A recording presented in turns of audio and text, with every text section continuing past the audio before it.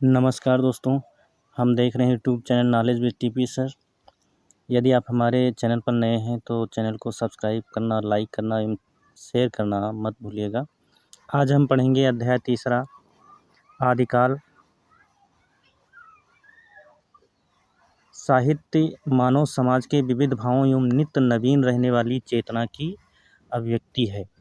किसी काल विशेष के साहित्य की जानकारी से तदयुगीन मानव समाज को समग्रता जाना जा सकता है। दूसरे शब्दों में किसी काल विशेष के साहित्य में पाई जाने वाली प्रवृत्तियां तत्कालीन परिस्थितियों के सापेक्ष होती हैं। आदिकालीन साहित्य में जो प्रमुख विशेषताएं उपलब्ध हो रही हैं वे तदयुगीन परिस्थितियों से विकसित हुई हैं।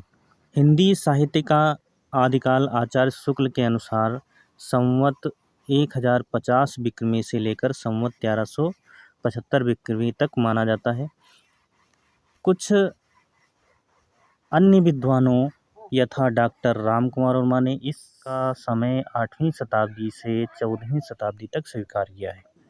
सबसे पहली बात, आदिकाल में हम पढ़ेंगे आदिकालीन साहित्य की परिस्थितियाँ। आदिकालीन साहित्य की विभिन्न परिस्थितियाँ निम्नलिखित हैं। पहली परिस्थिति राजनीतिक परिस्थिति को हम देखेंगे। राजनीतिक दृष्टि से यह युद्ध और अशांति का काल था। सम्राट हर्षवर्धन की मृत्यु संवत 704 विक्रमी के उपरांत उत्तर भारत विभिन्न राज्यों में विभक्त हो गया। पहरधार, परमार, चौहान और चंदेल वंशों के राजपूत राजाओं ने अपने अपने स्वतंत्र राज्य स्थापित कर लिए थे। राजपूत राजा निरंतर युद्धों की आग में जलते जलते अंततः शक्ति क्षीण हो गए थे और विदेशी आक्रांताओं का डटकर मुकाबला करने की स्थिति में नहीं रह गए थे। ये युद्ध अकारण ही लड़े जाते थे, कभी कभी तो शौर्य प्रदर्शन मात्र के लिए भी युद्ध किए जाते थे। भारत की उत्तर पश्चिमी सीमा पर विदेशी आक्रमणों का भय बराबर बना रहता था। 10वीं शताब्दी में महमूद गजनवी ने और 12वीं शती में मोहम्मद गौरी ने भारत को पदाक्रांत किया। जनता विदेशी आक्रमणकारियों से तो त्रस्त थी ही, साथ ही युद्धकामी देशी राजाओं के अत्याचारों को भी सहन करने को विवश थीं। यवन शक्तियों के आक्रमण का प्रभाव मुख्यतः पश्चिमी एवं मध्य देश पर ही पड़ा। इन्हीं क्षेत्रों की जनता युद्धों एवं अत्याचारों से आक्रांत हुई। धीरे धीरे समस्त हिंदी प्रदेश में स्थित राज्यों दिल्ली, कन्नौज, अजमेर आदि पर मुसलमानों का अधिकार हो गया। राजनीतिक परिस्थितियों के आधार पर यह कहा जा सकता है कि 8वीं शती से 14वीं शती तक का यह कालखंड युद्ध, संघर्ष एवं अशांति से ग्रस्त रहा। राजाओं में संकुचित राष्ट्रीयता थी। व्यापक रूप से समूचे भारत को राष्ट्र के रूप में नहीं देखा गया। अगली परिस्थिति हम देखेंगे धार्मिक परिस्थिति। इस काल में अनेक प्रकार के धार्मिक मतांतर का अस्तित्व था। भारतीय धर्म साधना में उथल पुथल मची हुई थी। वैदिक एवं पौराणिक धर्म के साथ साथ बौद्ध धर्म एवं जैन धर्म भी इस काल में अपना प्रभाव जमाने के लिए प्रयासरत थे। आदिकाल में धार्मिक दृष्टि से 3 संप्रदायों का विशेष प्रभाव परिलक्षित होता है: सिद्ध संप्रदाय, नाथ संप्रदाय एवं जैन संप्रदाय।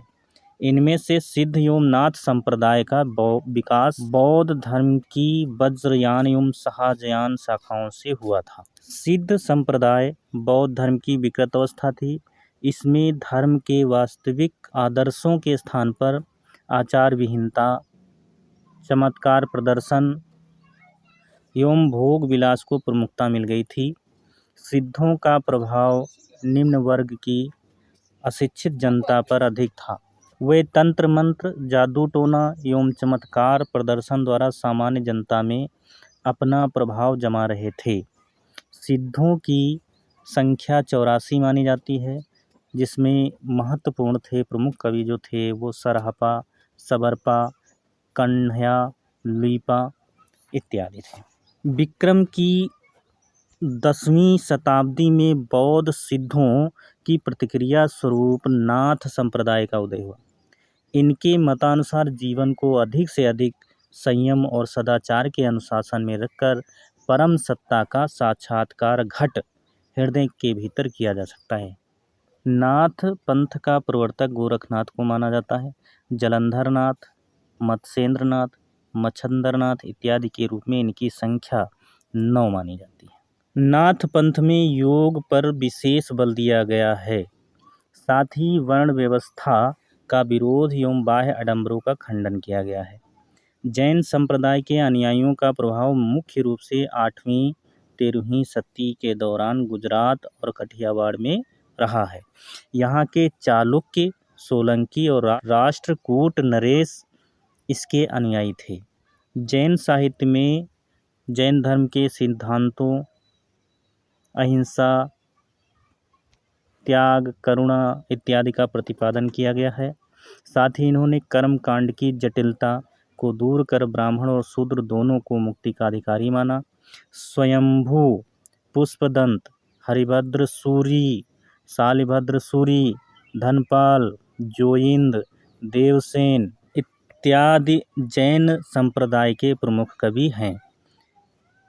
देश व्यापी इस धार्मिक अशांति के समय इस्लाम धर्म भी भारत के द्वार खटखटा रहा था। यद्यपि भारत में मुसलमानों का आगमन हो चुका था, किंतु इनका धर्म अभी अपनी जड़ें नहीं जमा पाया था। इन धार्मिक परिस्थितियों के परिप्रेक्ष्य में यह कहना समीचीन है कि धार्मिक दृष्टि से आदिकाल का वातावरण अत्यंत दूषित था। जनता असंतोष, क्षोभ एवं भ्रम से ग्रस्त थी। आदिकालीन साहित्य में इसी मानसिकता के अनुरूप खंडन मंडन, हठ योग, वीरता एवं श्रृंगार परक रचनाओं को देखा जा सकता है। अगला देखेंगे हम सामाजिक परिस्थिति। राजनीतिक एवं धार्मिक परिस्थितियों के कारण समाज में विशृंखलता आ गई थी। जनता शासन तथा धर्म दोनों ओर से निराश होती जा रही थी। असामान्य जनता अशिक्षित थी, जो साधु सन्यासियों के शापों और वरदानों की ओर दृष्टि लगाए रहती थी। पूजा पाठ, तंत्र मंत्र और जप तप करके लोग दुभिक्ष, महामारी एवं युद्ध के संकटों को टालना चाहते थे। समाज में क्षत्रियों का प्राधान्य था, राजपूतों में शौर्य था, परंतु वे उसका उपयोग पारस्परिक प्रतिस्पर्धा एवं संघर्ष में ही करते थे। वे वंश, गौरव एवं अभिमान को लेकर गृह कला में ही उलझे रहते थे। समाज में स्त्रियों के प्रति पूज्य भाव नहीं था, वे मात्र भोग्या बनकर रह गई थीं। सती प्रथा इस काल का एक भयंकर कोड़ था। तत्कालीन भारत में स्वयंवर प्रथा भी थी, जो प्रायः युद्ध का कारण बन जाती थी। सुंदर राजकुमारियों से बलपूर्वक विवाह करने के लिए राजपूतों में युद्ध छिड़ जाना एक सामान्य बात हो गई थी। तत्कालीन रासो काव्यों में समाज की इस ह्रासोन्मुखी स्थिति का पूरा चित्र उपलब्ध होता है। अगली परिस्थिति है साहित्यिक परिस्थिति। आदिकाल में साहित्यिक रचना की 3 धाराएं बह रही थीं। एक ओर तो परंपरागत संस्कृत साहित्य की रचना हो रही थी, तो दूसरी ओर प्राकृत अपभ्रंश भाषा में प्रभूत साहित्य का सृजन जैन कवियों के द्वारा किया जा रहा था।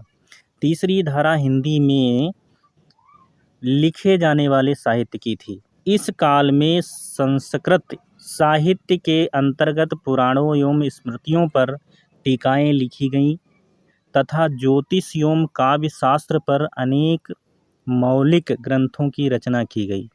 9वीं से 11वीं शती तक कन्नौज एवं कश्मीर संस्कृत साहित्य के केंद्र रहे हैं।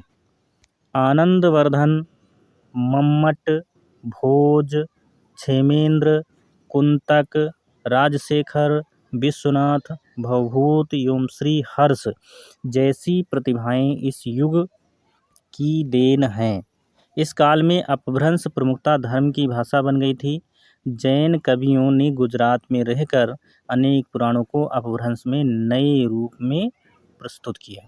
स्वयंभू, पुष्पदंत, धनपाल, हेमचंद्र जैसे जैन कवियों ने साहित्य प्रस्तुत किया है।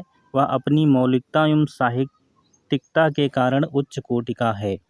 देश भाषा हिंदी में भी जनता की मानसिक एवं भावात्मक दशाओं की अभिव्यक्ति एक वर्ग कर रहा था, जिसे भाट या चारण कवि कहा गया। जिस प्रकार यूरोप में वीरगाथाओं का विषय युद्ध और प्रेम रहा है, उसी प्रकार इन रचनाओं में भी वीर एवं श्रृंगार रसों की प्रधानता रही है। हिंदी भाषा में रचित इस काव्य ग्रंथों में एक ओर तो अपने आश्रयदाताओं की अतिशयोक्ति प्रशंसा की गई है, तो दूसरी ओर उनके युद्धोन्माद को व्यक्त करने वाली घटनाओं की योजना भी की गई है। अगली परिस्थिति थी सांस्कृतिक परिस्थिति। सम्राट हर्षवर्धन के समय भारत सांस्कृतिक दृष्टि से अपने शिखर पर था। हिंदू धर्म एवं संस्कृति राष्ट्रव्यापी एकता का आधार था, किंतु कालांतर में मुस्लिम आक्रमणकारियों के आगमन से भारत सनेह सनेह मुस्लिम संस्कृति से भी प्रभावित होता गया। इस काल में मुस्लिम आक्रमणकारियों ने अपने संकीर्ण दृष्टिकोण एवं धर्मांधता की भावना से प्रेरित होकर भारतीय संस्कृति के मूल केंद्रों, मंदिरों, मठों एवं विद्यालयों को नष्ट करने का पूरा प्रयास किया। हिंदुओं की स्थापत्य कला धार्मिक भावना से ओतप्रोत थी तथा अत्यंत उच्च कोटि की थी। प्रसिद्ध इतिहासकार अल बरूनी के अनुसार हिंदू कला के अत्यंत उच्च सोपान पर पहुंच चुके हैं। मुसलमान जब उनके मंदिर आदि को देखते हैं तो आश्चर्यचकित हो जाते हैं। वे ना तो उनका वर्णन कर सकते हैं और ना वैसा निर्माण ही कर सकते हैं। मुस्लिम संस्कृति का प्रभाव आदिकालीन हिंदू संस्कृति पर अनेक क्षेत्रों में पड़ने लगा था। दूसरी ओर हिंदू संगीत कला, वास्तुकला, आयुर्वेद एवं गणित का प्रभाव मुस्लिम संस्कृति पर पड़ने लगा। यह निष्कर्ष निकाल लेना इस दशा में असंगत न होगा कि आदिकालीन भारतीय संस्कृति परंपरा से विच्छिन्न होकर मुस्लिम संस्कृति के गहरे प्रभाव को स्वीकार करती जा रही थी। आज के वीडियो में इतना ही। तब तक के लिए नमस्कार, वंदे मातरम। और एक बार पुनः फिर रिक्वेस्ट करेंगे, प्रार्थना करेंगे कि आप हमारे यूट्यूब चैनल को सब्सक्राइब कर बेल आइकन दबाना मत भूलिएगा और लाइक एवं शेयर करना मत भूलिएगा। धन्यवाद।